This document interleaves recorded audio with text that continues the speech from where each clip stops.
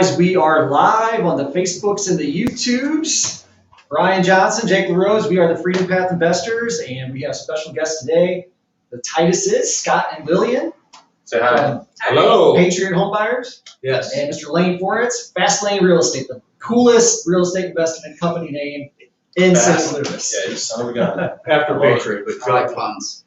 Hey, so anybody tuning in today, we're going live. If you guys have any questions, we're going to be talking about wholesaling and direct seller marketing. So we're all investors. We're all buying our own deals for rentals and rehabs, but we're also wholesaling, and it all starts with marketing direct sellers. So we're going to talk a little bit about what different methods we all go through to reach out to sellers, maybe a little bit about running appointments and meeting with sellers in person, and what's working for everybody in their business today. So Jake and I are doing a lot of direct mail. That's been our one constant thing since the get-go. We started out brand new business. We had no pipeline, and we needed to fill it up really quick. So really, we haven't took the pedal off the gas there since we started. No, we're still doing a lot of direct mail for sure. Yeah. And we'll probably do more of it pretty soon here. Right. Yeah. Yeah, we talked about that a little bit, but other than that, we're doing a lot of just cold reaching out to sellers, text messaging, cold calling. Kind of gave up on the cold calling there. We weren't really having much success with that at all. So, other than that, though, we've been starting to dive more into paid online ads. So we've been doing Facebook, YouTube. Only been doing it for a couple months. It hasn't really resulted in a whole lot yet, but that's really the direction we're trying to go. So. We'll get into that more, but first, why don't you guys tell the audience a little bit about yourselves, how you got started in real estate? Well, I can, might sound good for you? Yeah, you're good. Okay, so really for me, I was working 70 hours a week at a corporate job probably 5 years ago. And 5 or 6 years ago, and I just got tired of it. I mean, I was getting there at 4 in the morning and leaving sometimes it was dark to dark. I mean, it was just and I enjoyed it, right? I was in management and I enjoyed it, but eventually it just became a thing that there was something missing. I knew that I was making the management payment, doing the owner role. And so, exactly. So I decided to get out. I was doing self-storage. I was doing U-Haul rentals. I was a GM there. And in the spare time, I just decided to look at YouTube and went to YouTube University. And for about 6 months, I watched every single podcast, so right now there's probably someone watching you guys that's learning about getting out of their job or whatever. And that's what I did. I listened to every podcast, watched every YouTube video, went to every single forum and just pretty much learned real estate from YouTube. I joined up with paid for some mentors, did all that route. But I mean, at the end of the day, I didn't know what the hell I was doing. You did Jason Palliser's Blueprint, didn't you? Yes. Yeah, we're going to have him on the podcast. We're actually signed up for that.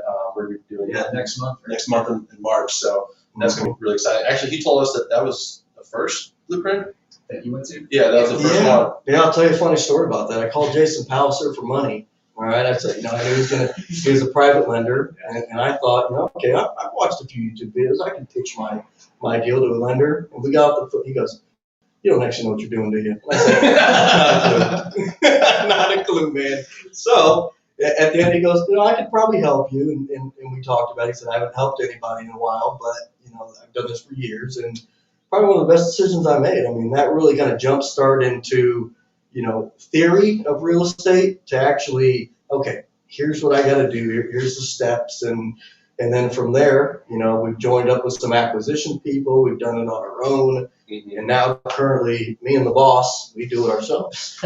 So Lillian, at what point did you enter into the fray here?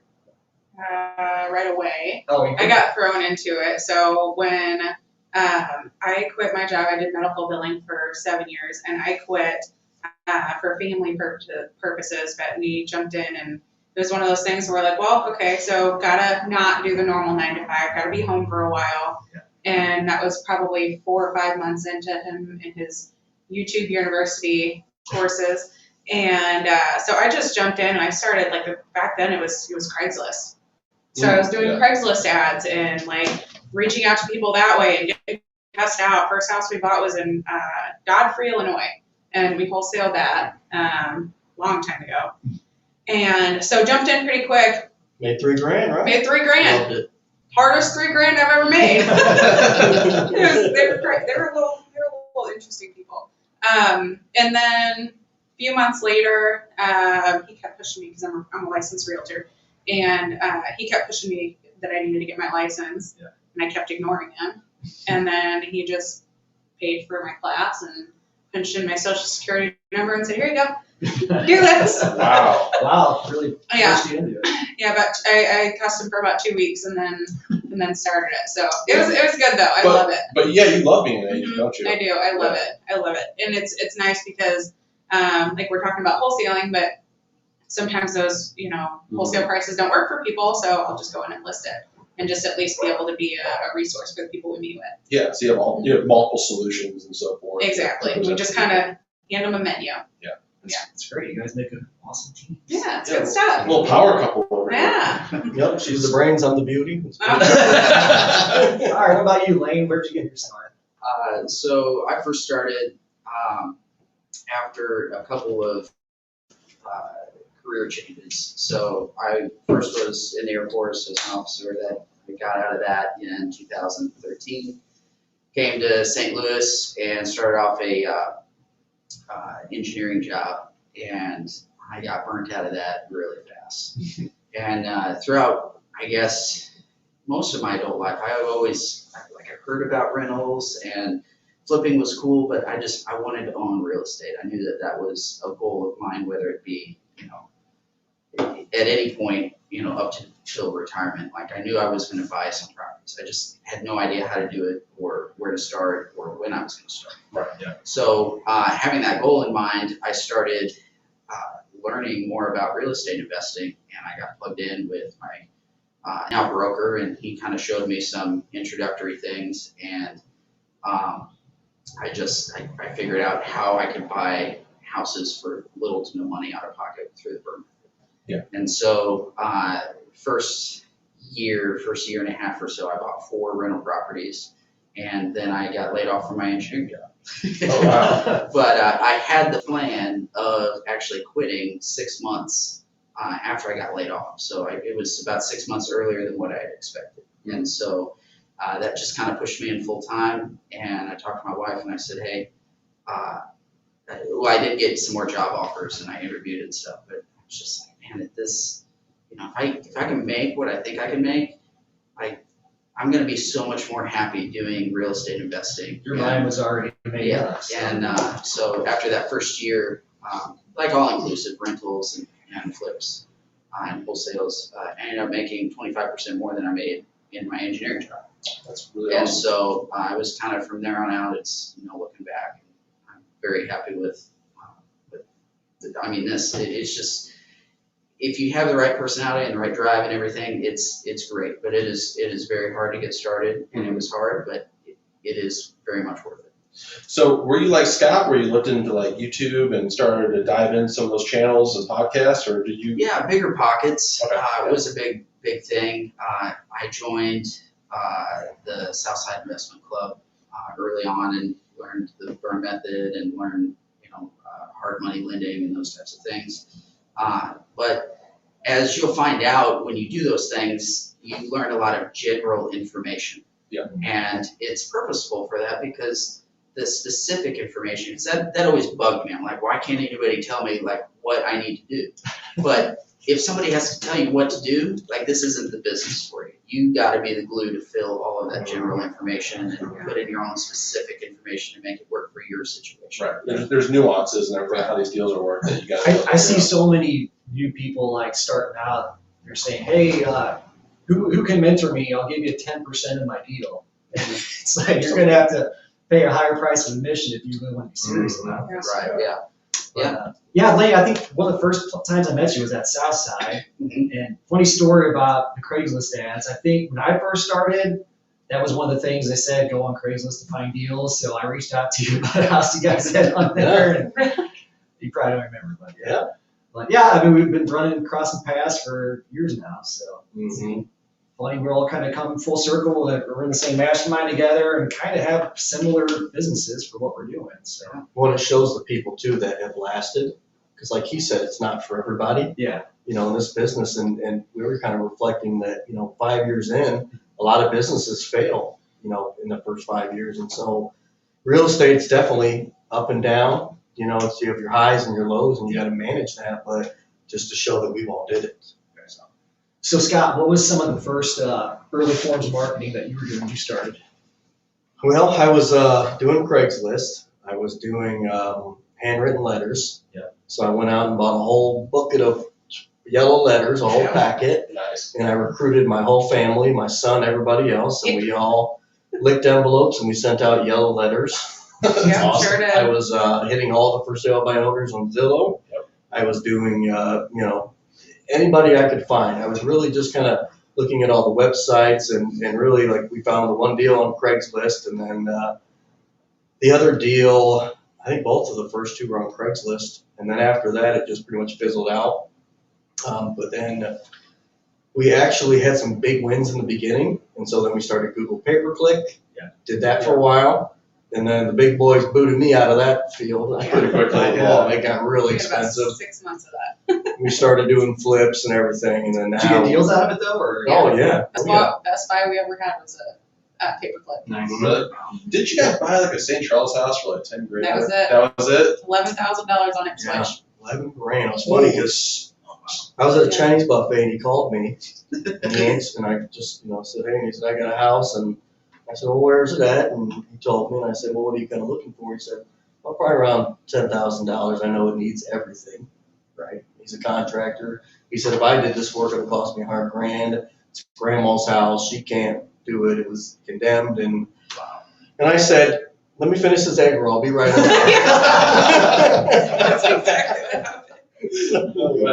So I went right over there, and we ended up signing the deal on the trash can lid outside. I walked it through. So great deal. That is awesome. So speaking of cold calling from the Zillow for sale by owners, the guy Chris Cleveland, which I'm sure everyone here knows, Yes. I went to his wholesaling boot camp, and he said, well, a great way to cut your teeth on cold calling is just to get out there and call the FSBOs. Yeah. But he's like, you're not going to buy any of them. He's like, you'll just get used to being cussed out, and that'll bridge the gap for the courage to do more cold calling. I thought that's interesting. So that's how I started doing it, because I started my own business too at first, before I got on to acquisitions, and oh man, that was rough calling those. I did land a few appointments actually. I came close to getting a few deals, but nothing. I remember the first time I picked up the phone to call a seller, and I was just shaking. Like, you have to get a lot of reps, and I see why he would say start with the low hanging fruit. Yeah, exactly. Or going on Craigslist and calling people in there, but yeah. If you're not a pro or comfortable of naturally talking to people, like, you really got to work at it. You do, yeah. And You can spend all the money on the marketing and get the phone to ring, but if you don't know what to say on the phone or what to do when you get there, then that's what you wasted you're pretty much. Yeah. Yeah. Mm-hmm. So what about you, Lillian? What were you doing to help out in marketing besides looking envelopes? Licking envelopes. oh boy. Right, yeah, I remember the day that I watched a video and somebody's like, well, you just write it out on white paper, or just write, and then you can put it through your printer and print it on the yellow paper, and it looks like you hand wrote it. Yeah, I tried that. It worked. It worked, and I cussed a whole lot. But there was, we do the text messaging now. In the beginning, it was Craigslist. He handles the majority of the marketing. I'm great with the people. I love the appointments. Our conversions are really, really good, just because we just walk in and we care about the person in front of us. So it's important. If you don't care about that person that's in front of you and listen to their story, they're not going to buy into you. You have to get them to buy into you. I imagine you guys do well. Do you go into every appointment together as the husband and wife team? I'd say probably like 50 or 60% of them we go together. If we can't both be there, because I do have other appointments with the retail business, or if it's like we're pretty sure it's going to be a retail lead, I'll go. I've gone on some that we knew there were going to be wholesales, or obviously buy rehabs too. But a lot of them we go together, and the good thing is our personalities are so different that as soon as the person in front of us open up their mouth, we kind of know who needs to take the lead. So high I, high D, and as soon as they start speaking, we know what we need to do. So They're that's referring to the DISC test, the DISC personality test. Take it. You should take it. Everybody needs to take that. Yeah. You learn about yourself. All you nerds that like to dive into psycho. I am that nerd. I love the person. For sure. Yeah. Not too much. Yeah, but like you said, you can do all the marketing in the world and get all the people, and if you don't know how to talk to those people and know what to do to convert it, there's no hope. I hate to say it. No, you're Pair up absolutely with somebody that knows how to. right. Yeah. So Lane, besides having the punniest business name out there, what are you doing, buddy, for your? Oh, people just call because it's my name. Yeah. You know, that's Yeah. how we I got love it. No, I have. So if you're going to look at the disc test, I'm more of an S&C. Okay. And so I'm always, looking at the numbers, making sure that the return is there. I really don't like to spend money or kind of throw money against the wall and see what sticks. Like I want to know, okay, what has this X% of chance of sticking and doing well, and what is going to return. So in the beginning, I just drove for dollars, and I wrote out letters like the Tituses did, and I actually didn't get good response. The best response came from the return mailers that I would then skip trace and call, and found that either they had inherited the property and that the homeowner had no longer been living, or they had moved out and somebody was helping them sell it, those types of things. Yeah, I just want to stop you right there, man. Like, if anybody's doing direct mail and they get the return mail, that is definitely something to look at. Yeah, because it might say vacant on there, because they'll come back and do the little yellow strip from the post office and say vacant, or maybe even deceased sometimes, right? And so you kind of measure the level of what's the word? Motivation. Yeah, motivation just on that. So that's really cool that you say you did Usually that. the hardest people to find are the best deals. Right. Yeah, absolutely. Yeah. And so anyway, from there, so I was cold calling, but I was also using Google Voice to text until they banned me from texting because I kept they said I was spam. So, That was bad too, man. but all of that was free. I mean, or relatively free. I mean, you're paying for postage and materials, but I mean, in the grand scheme of marketing, it's free. Anybody do bandit signs here? We did it. So I just ordered some. I've never done bandit signs. I'll put on See 18. how it works. I got my first deal from a bandit sign. When I first started out, I think I'd scraped $1,000 together to put towards marketing, and it was running out really quick. I sent a couple round of postcards and got nothing. And somebody told me to just laser focus on the neighborhood. So I started sending mail to that neighborhood. I put bandit signs everywhere, and it worked. I got my first deal out of it. That's about the most success I ever had with bandit signs. We just had our bird dog kid put out some, and we got a couple calls. Thanks, Bird Dog Cake. Appreciate it, buddy, if you're listening to this.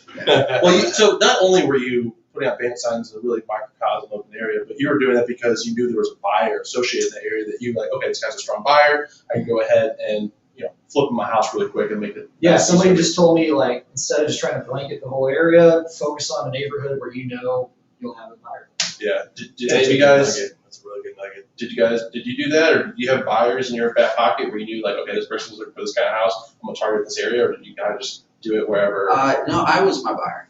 So I knew that I wanted what I wanted for a house, and whatever didn't work, I just, kind of wholesaled, and I kind of had some people that I knew, like the guys over at Household Easy. Yeah. Bill Merritt was a mentor of mine, and so I kind of had some people that could at least help me. Okay.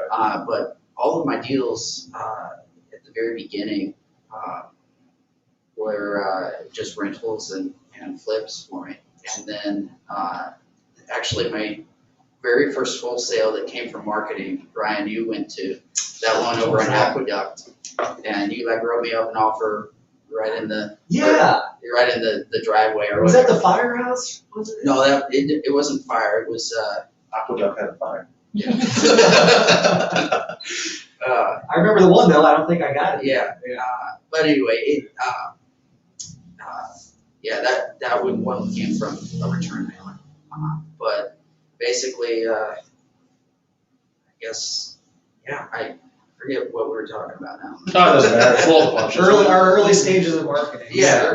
Oh, one thing that I was going to say is, like you're talking about a bird dog kid. Yeah. So if you're watching this and you're young and you have lots of time, like that is your best asset. For you. Yeah. Because as you get older, you have kids, you have a family, or even just a career, like you have less and less and less time. You never have more time. And so that's what I did for Household Easy. I tried to do as much as I could to be around them and learn through osmosis. And I would recommend try to focus on that and try to build value before you just go in and say, hey, I'll split a deal with you. Yeah. You know, because people that know what they're doing, they don't really have time for that. You know, you need to make yourself valuable and bring value to those people, and you will learn through osmosis. Yeah, you can't just expect to leech off somebody and steal all the secrets and not get anything in return, you know, so. Yeah, I would say, yeah, starting out, driving for dollars. To do this business full time, you gotta either have time or money. If you have both, that's great. Yeah. But. Then why are you doing it? I think I had time and a lack of common sense because I was throwing money at the wall. I was just like, and I didn't want to do all the handwriting, so I went on. I think it was Ron LeGrand's website. So then I just ordered all the mail. I think I spent like $3,000 a month. Oh, no, each When month. you just. When I first started, you know. So I have his discs at home. I've got the book of CDs that how to buy houses and all that from Ron, so I know. Yeah. I will tell you about the, so like we said about those return mails, most people will give up. Yeah. You know, they'll see that it's undeliverable and they'll just throw it aside and take it off their list. And Yeah. and those are the ones, like you said, they're hard to find, and those are some of the best deals because if you then deep dive and you pull them and you skip trace them and you call them and you know, stick a sign in their yard that's for sale, Yep. you know, put your phone number on, they're gonna call you upset, but you got their number. What do you do with the sign in my yard? So that's a good point. So you talk about skip tracing and stuff like that. So Yeah. when did you start going into the skip tracing realm? What service did you first use and everything like that?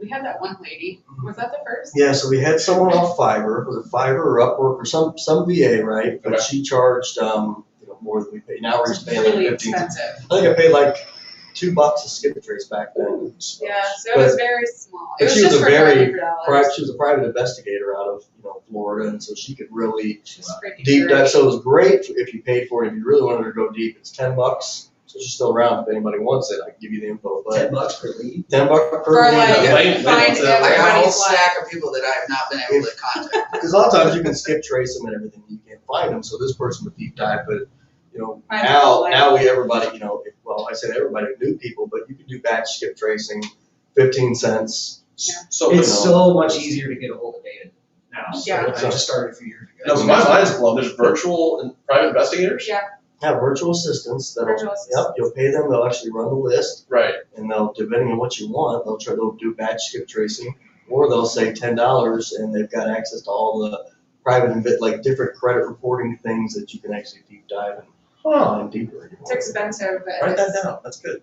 I like that. $10, right? Yeah, that's a nice little nugget. we've only used it a couple of times. I think we found one of our deals that way. Mhm. It's been a while. Usually we don't put that much effort in. We probably should. So one of the first pieces of advice I got when I started out was you got to do multiple forms of marketing. Yeah. You can't hang your hat on one thing. I mean, 'cause the market's going to change. Services might get shut down. It come obsolete, or Yeah. get priced out of like Google pay-per-click. So, Right. what do you guys think about people that say, "Oh, it's real estate investing is so saturated. There's no deals," you know? Obviously. Yeah. It's just, you have to go different avenues, and like this year, one of the things that we're focusing on is really building relationships with people who would come in contact with a motivated seller. And because, up until now, everything has been cold for us. And I think we bought maybe 2 houses from people we knew. And it was so freaking easy. Nobody else was there. Nobody else knew about it. Yeah. We made a good amount of money off of it. And it was, and it was a win-win for everybody. And so that's why this year we're really focusing on, at least I am, he's still, plugging away. I like the We're people. testing. Yeah, so I've been focusing on, building relationships with other wholesalers, people that are just getting into investing, realtors, things like that, just to get out there. But there's houses everywhere. You can drive up the street and find a vacant house on, 1 in 5 streets, easy, in any neighborhood. Yeah. When we sat down and went over our numbers for last year, I think we did 4 or 5 referral deals, but that revenue-wise accounted for like a third of our business. Yeah. Yeah. It's just because, like you said, it's your deal to lose. There's no competition on it. They're coming straight to you. You're the trusted buyer. So. Exactly. That being said, don't go for the jugular for anybody who's listening. Yeah, no, I mean, obviously not, no. Be ethical. I mean, we always, what we do is we always get a packet, we present the comps, we talk about what they could do. We say, hey, we're not the best buyer for you as far as like if your main concern is price, Yeah. right? If that's your main concern, we have other solutions for you. But for speed and convenience and all that stuff, like here's what we want to do. So we're very honest, and that builds a level of credibility and rapport. Yep. I feel like where people feel like, okay, they know we might sell the property, they know we might want to keep it, or whatever the case is. So it's just there's nothing there that's going to make people think you're doing something nefarious. So. Exactly. Yeah, one of the houses that we just remodeled and sold it last month, it was a realtor owned it. He knew good and well that he could have just painted it, thrown it back on the market, and made a bunch of money. But he just didn't want to. But we always go in and give the different options. And like, I've even gone in, one time it bit me, but gone in and the house wasn't in bad shape. And I said, okay, well, I'll pay for your little bit of a remodel. It was like $3,000. And then I'll sell it for you. Yeah. And then I'll just get the $3,000 back whenever we sell it. Yeah. Twice it worked, once it bit me. So, Yeah. it bit me. It bit me. Nice pretty house now. Yeah. We got a few people jumping on here. Pat, hey, what's up? Alyssa, hey, what's going on? Dan says, love your story. Thanks for watching, Dan. Kenton loves freedom. I know you do, buddy. Ariel, great content. Braveheart. Thanks for watching, Ariel. Hey, if you guys got any questions, drop them in the comments. We're talking wholesaling and direct marketing. So Lane's got the mic here, and I want to talk to you. So we're kind of getting into the negotiation space, and we talk about how you were in high S and high C, and really like some of the markers. We're on the same mastermind we talked about a couple weeks ago. Like having a high I is probably the more ideal trait to have when it comes to negotiations. But I feel like with you knowing numbers so well, that adds a bit of credibility. So you can speak to those. I'm sure that you do, and you can correct me if I'm wrong, but I'm pretty sure you kind of taught some of the numbers and stuff like that with the sellers, so they become more comfortable that way, as opposed to maybe just a direct like relationship building. Am I accurate with that, or how do you go? So I've been trying to learn a lot about sales because sales isn't a natural space for me. Sure. I feel like the success that I've had with sales has been from authenticity. And like we have people tell us, when we text them, I get 1 million texts every week, but we went with yours because we could tell that you were different. Yeah. So that just goes to the authenticity aspect is probably the number one thing for sales. You really need to care. Yeah. But then beyond that, with the numbers, it's tricky because I remember my very first deal that was a referral. So I already have the space. The deal is mine. It is super easy. It was super easy, but I made it more difficult by bringing in all like vomiting information on the sellers that literally did not care. Yeah. In fact, there was a moment where I thought I lost the deal because I was going through line by line the contract with them, and they thought that I was trying to scam them. But, so that's interesting. By providing even more information, they had a negative. Did they say this was why, or did they give you any feedback on it, or just kind of? No, there's just something in their eye. Yeah. Their eyes that I could see. Oh, they're getting frightened by all of this information because they didn't understand it, and they knew that I did.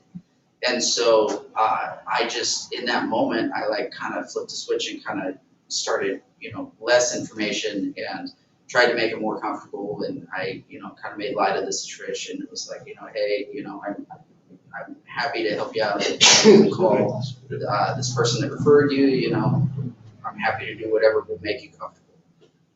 But that is one danger to that. I would say that the benefit to it is that if you can do mental math really quickly in your head, you can just say, hey, here's the comps. Here's what it's going to take to fix up, and then this is what I can offer you. And when you can make those numbers as simple as possible, as quickly as possible, it really helps them. Like, oh, if my house is only worth 150 and you got to put 50 into it, it makes sense that you would want to make 20 grand from it. So that's why your offer is only 180, which is only half of what my house is worth. Yeah, you're not going to really win deals by trying to prove to them that you know everything about real estate. It's all about honesty, likability, showing you have certainty, and just being transparent. Most people that are in distress, they just need help. They need a solution, and you just got to be the helpful, friendly real estate buyer. Right. Like you said, doing the mental math on the spot. I've misread the situation before where I think, hey, I'm dealing with this person who seems very analytical and to the point, straight shooter, where I'll actually do all my numbers right in front of them. Sometimes it's worked, but it's also backfired on me a couple times where they're like, oh, you guys these numbers are crap. You don't know what you're talking about. I could get it done for half of that. Yeah, to add to that, we have some questions here we want to get to, but to add to that, you got to know where they're at. So if you throw out hey, I think it's going to take $50,000 to rehab the house, I can get it done for 10. Yeah, you got to know who you're talking to a little bit. Let me get your contractor. Yeah, exactly. But that worked just the other day. We went on an appointment, and the seller was really agreeable. He had an asking price, and I said, okay, well, we're going to put this much into it. We can sell for this, and here's where I need to be. We're close, but we're not quite there. You think we can get something done? Well, if you come up cheap, we're going to do it. Yeah. So easiest appointment I think we've ever done. Honestly, it's awesome. Yeah. So we got some questions. Yeah, Kenton says, what's the marketing method for all your all's most recent purchases? Ooh, so what's the last marketing method for your purchase? Most recent purchase? Realtor. Realtor? Mm-hmm. A realtor referral. Cold text. Cold text. We use launch control. I have an office assistant that's local here, and I knew her from a prior engineering job, and she got into real estate. We kind of connected that way, and she just has that authentic. She makes the templates, and she really makes the connection, and then kind of hands it off to me. Funny, we have the exact same setup. Yeah, we're using launch. We got a local assistant sending all the. Why do I feel like you have a 20-person team behind you and you're just super stealth about it?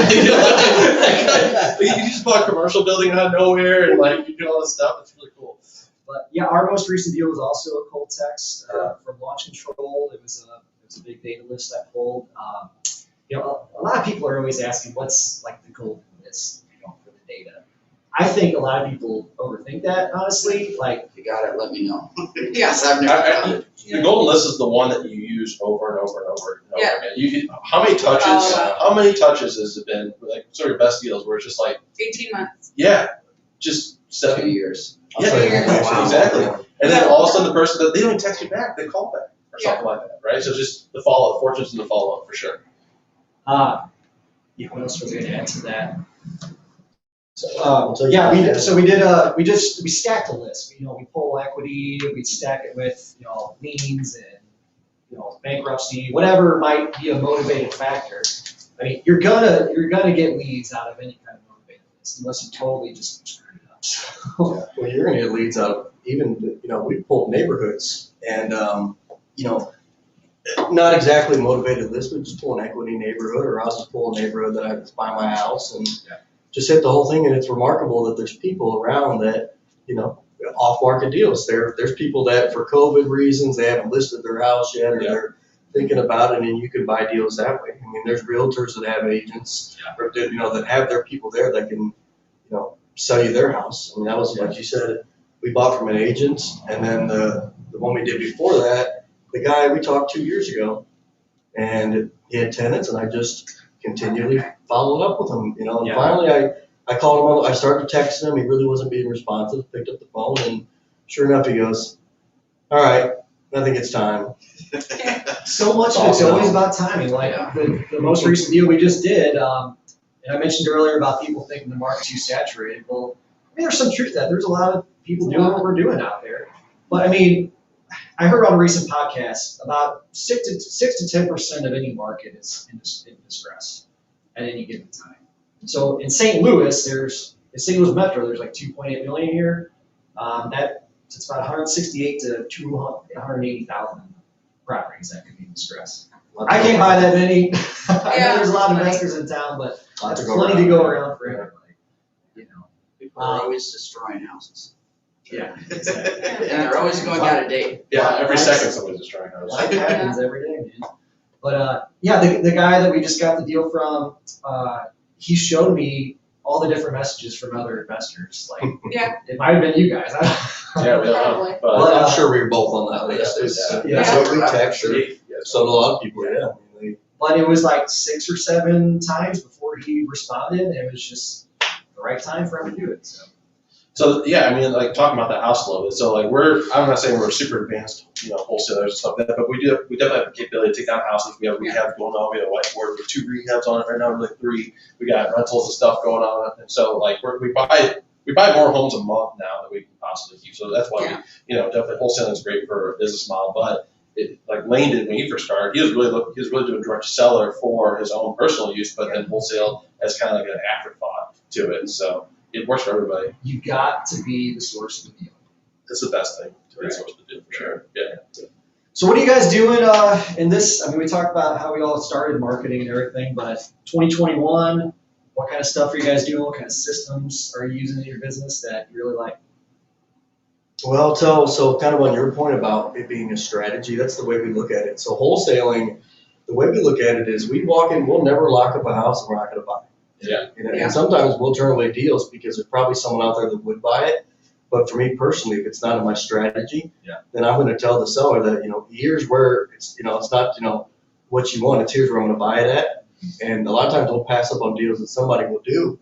But, I think that helps us because it's just a strategy for us. Maybe we go in there to buy the house as a rental, and then something else comes up 2 weeks later while we're going through title. And it's a better opportunity for us, and so we'll sell that one off and buy this, and so I think that the misconception is some people new in the game, they'll try to get into wholesaling, and then if they can't find the buyer, sometimes it gets a bad name, and I think I want to clarify that wholesaling is just a strategy. It's not lock it up, pray that you can get it. If you can't get them low enough, back out of the deal. Yeah, right.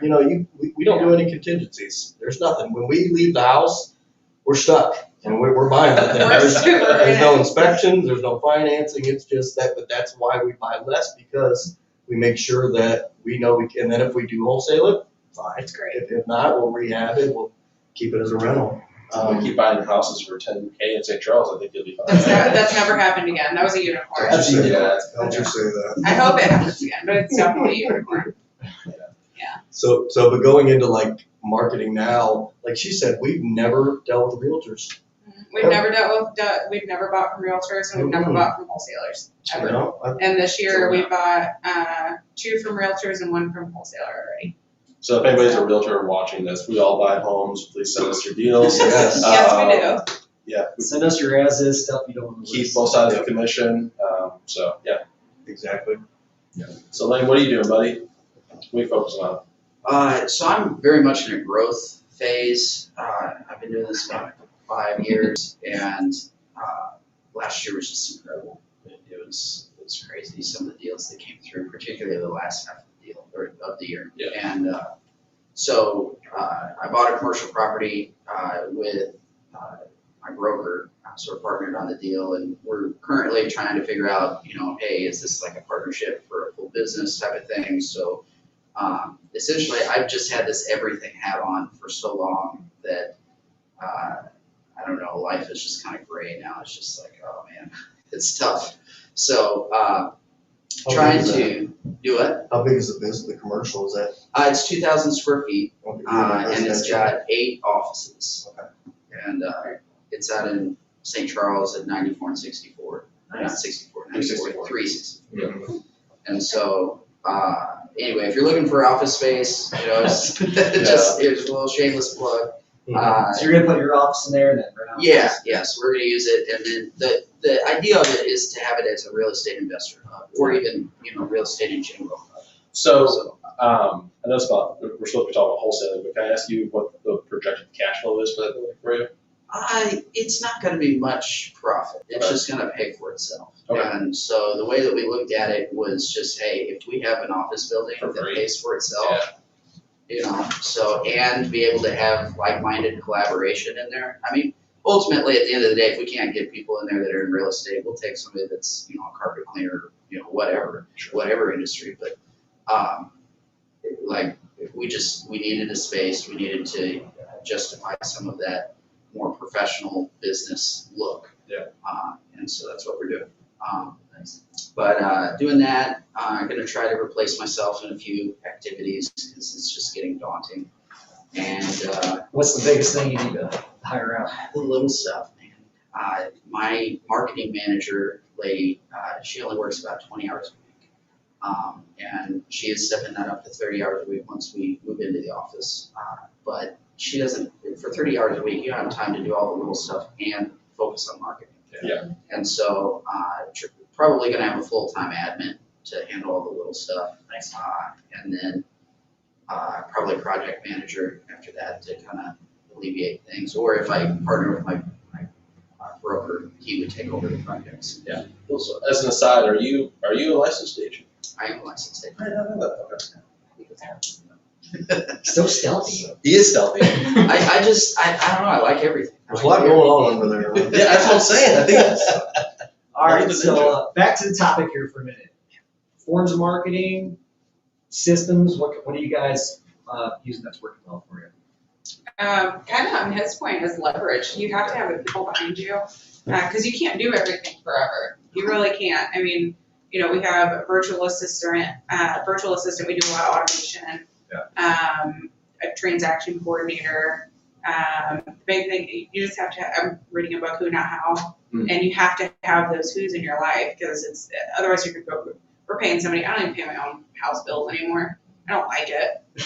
I don't want to do it, so just have somebody else do it. So There's people for that? There are. there's people for everything. You get who's for everything.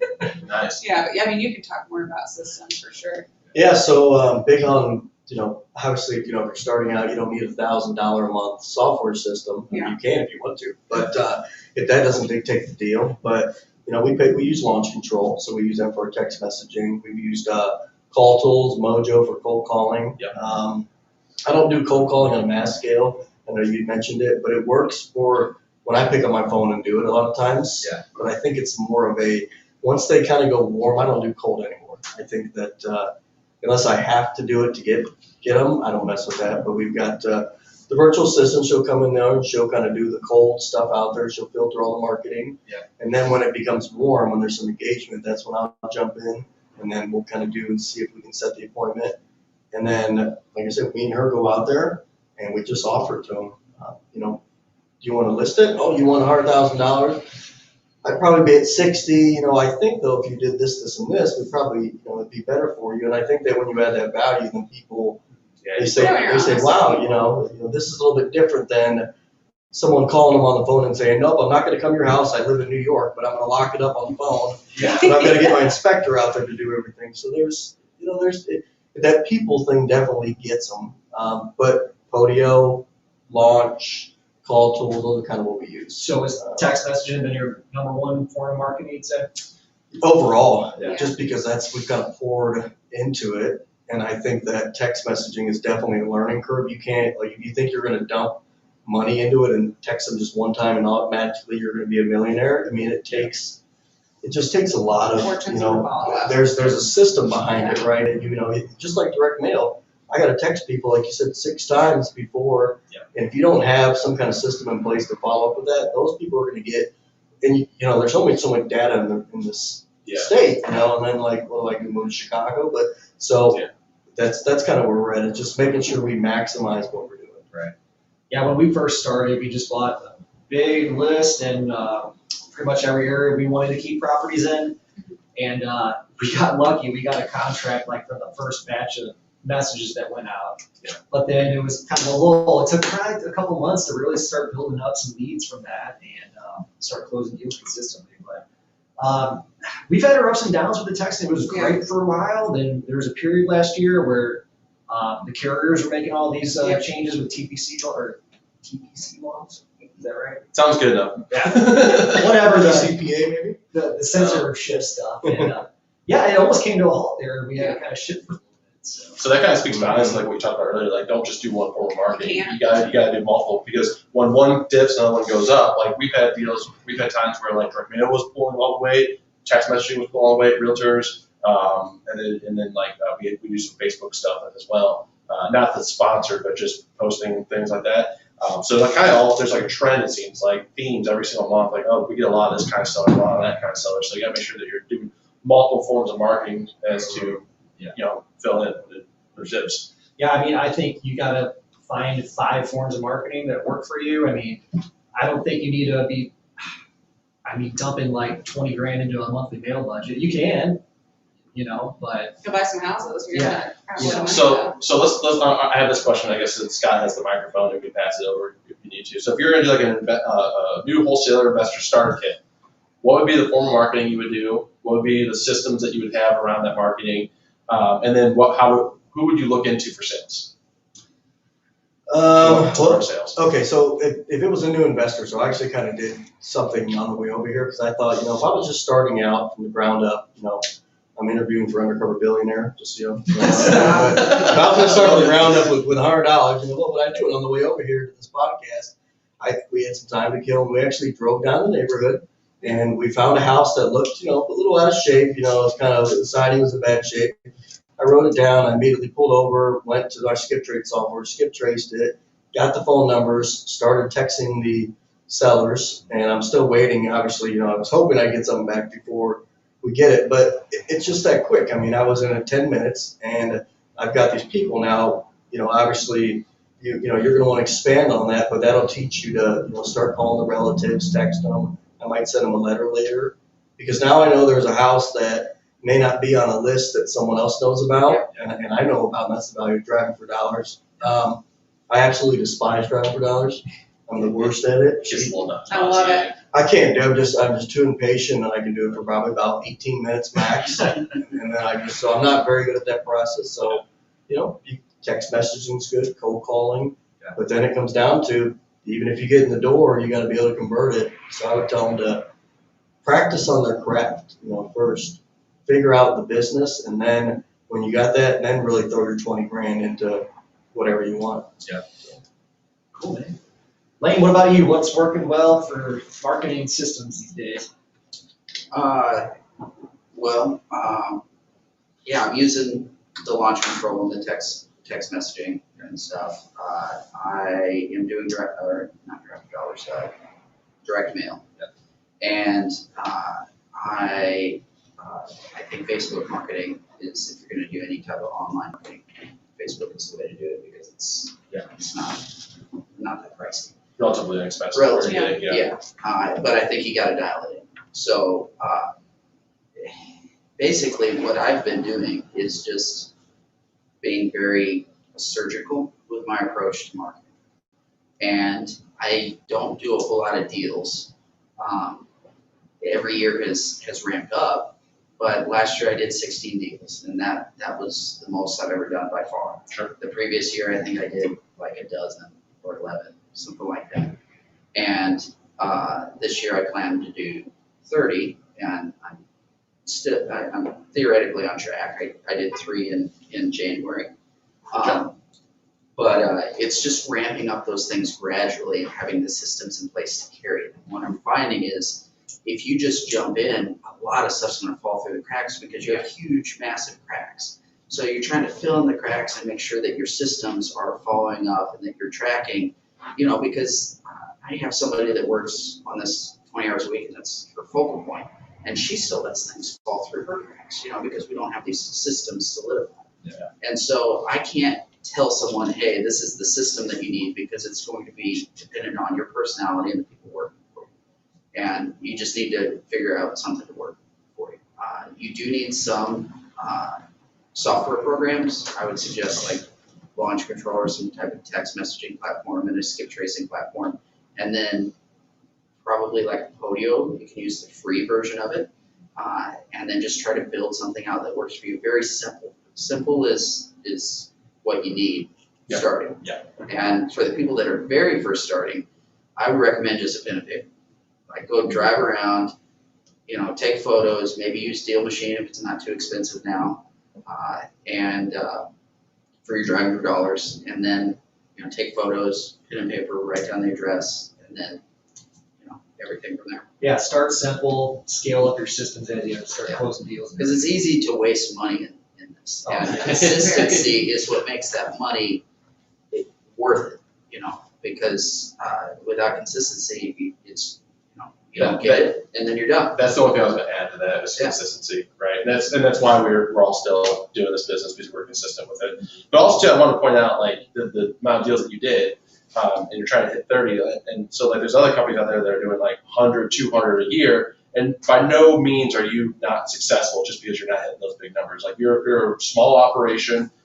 You're trying to grow a portfolio, you're doing some wholesale deals, like that's plenty for you. And just the fact that you're able to, on that amount of deal flow, you're able to buy a commercial building, partner up, but still be able to do that, speaks volumes. So, yeah, I think there's just this, it's kind of this glory factor. Like people think you got to be doing 100 deals a year. Go big or go home. Be successful in real estate. I mean, sure, if you got a huge team of multiple buyers and different managers, I mean, just you and your assistant, right? A couple other people, VAs maybe. I mean, same here. It's us. We got a VA. Yeah. So yeah, I don't think people need to get hung up on trying to do 100 deals. If you do 15 or 20 really good deals, like you said, with your surgical approach, I mean, yeah, you're still crushing it from what you're doing in your engineering job. Yeah, and that's lifestyle, right? Yeah. You bought your life back.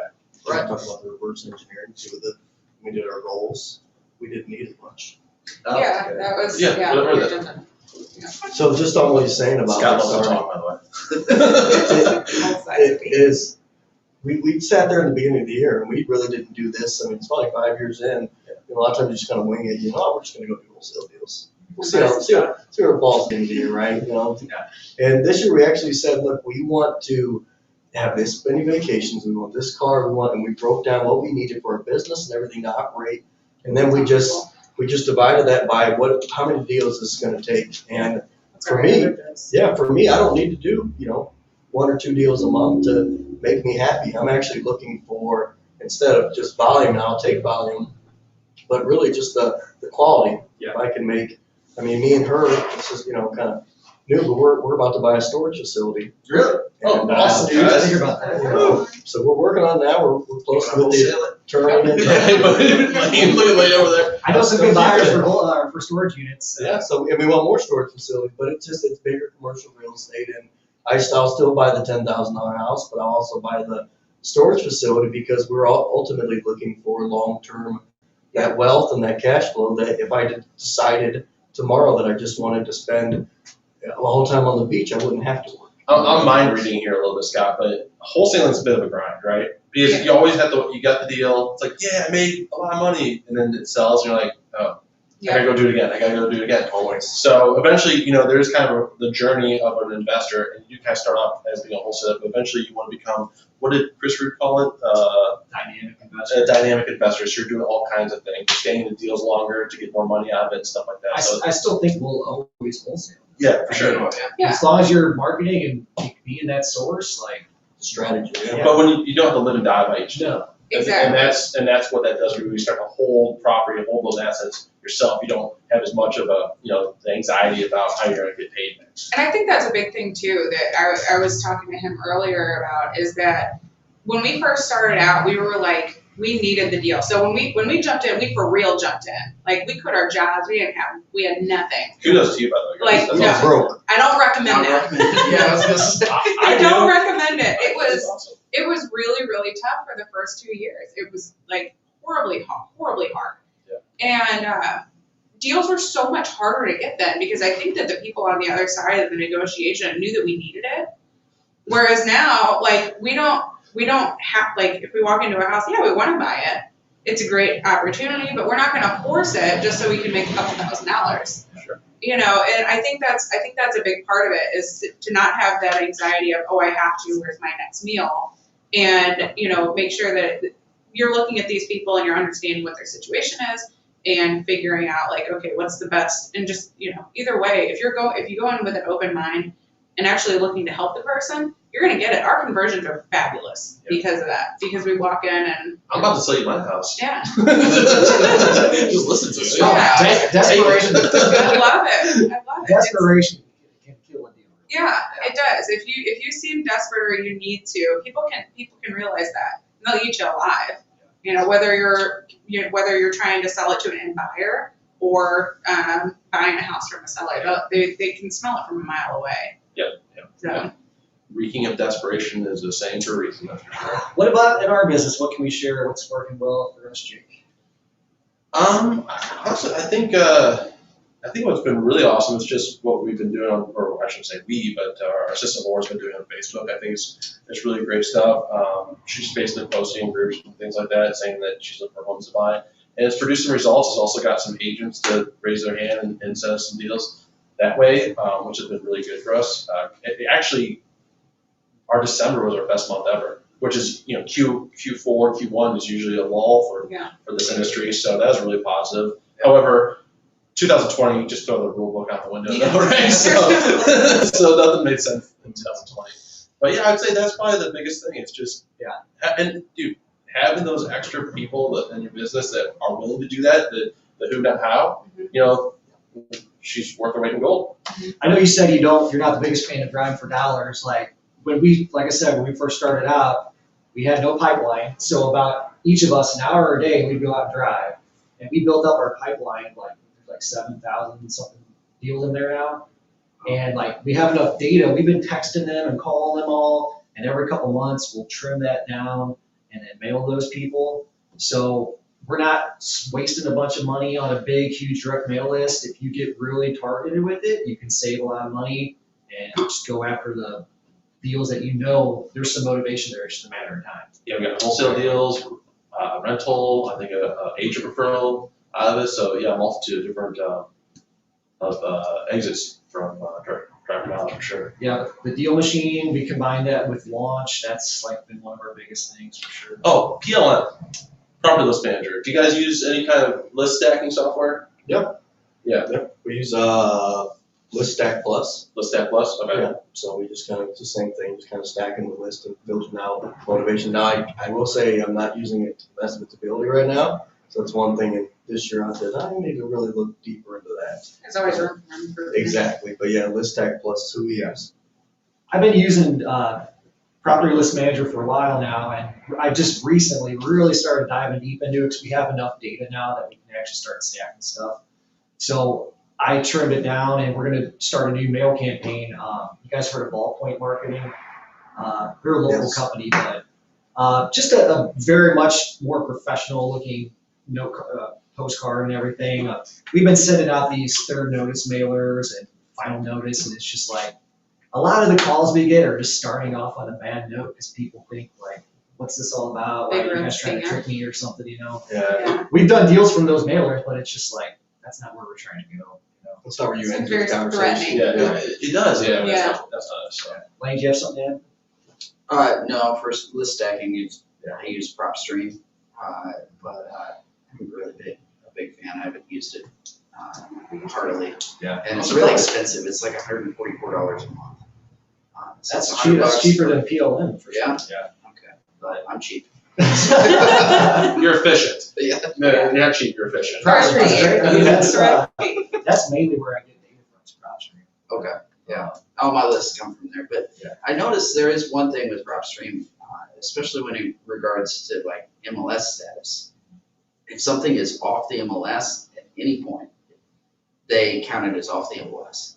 And so it can be pending and it'd be off MLS. So you really got to dig into, your stuff when you're pulling those lists from there. I've noticed. That's okay. So. Yeah, I mean, you can get really niche with your lists, with your data. PropStream, there's kind of a limit with that, but it's still, for the average investor, I think it's great. You can get a pretty target on your data in there. But, well, guys, we're coming up on about an hour here. We should probably start wrapping it up. I like to end it sometimes with a little story about your worst and your best deal. Oh, best and worst. I think we touched on your guys' best deal already. Yeah, the best one was definitely the Ipswich one. The worst one is one that we're doing now. It's almost done. It's almost done. Yeah, it's an old house, 110 years old, and I've been praying for a tornado. Everything that could go wrong did. Everything went over budget. We ended up having to rewire the entire house, completely plumb the whole house. We found termites in it. Had to build a whole wall, had it framed out. HVAC. People got bored during COVID. I don't know if anybody knew this, but like municipalities got bored during COVID, and if you run new ductwork in a house now, they make you put a return vent in every room. And it added like $1,500 to our bid on the HVAC. So that was more. The roof leaked. Everything that could go wrong. Everything that could go wrong. So 100-year-old home, what's your rehab, or what was your budget, and where are you at now? I have no idea where we're at. Oh, God. Oh, he knows. Scott, Here you go. $73,000 Is How where big? I'm at now, or where I'm at now, Yeah. and started at 50. That's a not 60% jump in this. So $23,000 in boops, you know, and that's why I tell people, you know, you have a reserve account, make sure you have, you know, the backup just to, you know, and luckily, Yeah. when we There's bought a- it, I only thought it was gonna be worth 135, and we're gonna list it for 160. Oh, well, there you go. Yeah. So, It's, So- thank you, market. Thank you, crazy 2020. Well, you guys should still be all right. So- Except for 180. So we're gonna make it work, but it I does think hurt though, 160 because, you know, stars. a lot of people in COVID, a lot of people didn't want to come to work, you know, there was sickness, contractors Yeah. couldn't get there, so this thing, what we thought was gonna be a couple months, I mean, we're into almost, what, 7 8 months, 7, 8 7, months, 8 on it, months. yeah. that's actually for a 100-year-old home, I mean, all So that work, it's a yeah. lot. Lane, what about you? Best and worst deals? My best deal came last year. It's from one that I've been following up with the seller for 2 years. And it was wholesale and ended up netting 48. Oh, Holy smokes. it's a great wholesale. And Were you surprised? I was surprised that somebody would pay for Are you Yeah. buying lunch today, or? Yeah. it. This happened last year, so. You should still have So, something. but just kept following up, and I had made the offer with the initial contact, and we just kept everything the same, and things just, the can kept getting kicked down, and then the kicked down the road, and the market kept getting better, and so that's essentially what happened with that. Nice. And then the worst one is one that I'm also working on right now. Luckily, I'm moving into this house, so Oh, yeah. it's Wow. not as big of a deal. But I probably would have lost my shirt on this one. Yeah. Just one of those things, a whole bunch of stuff that you can't see going in. Bed bugs Oh, are jeez. very expensive, and to guarantee removal. And just I underbid a lot of stuff. Exterior work is very expensive. Siding work is very expensive. And on top of that, we just, there was some foundation work, had to redo stuff behind, you know, 3 of the walls are exposed, and then the one wall that's not exposed has the foundation issue, of course. So, Sure.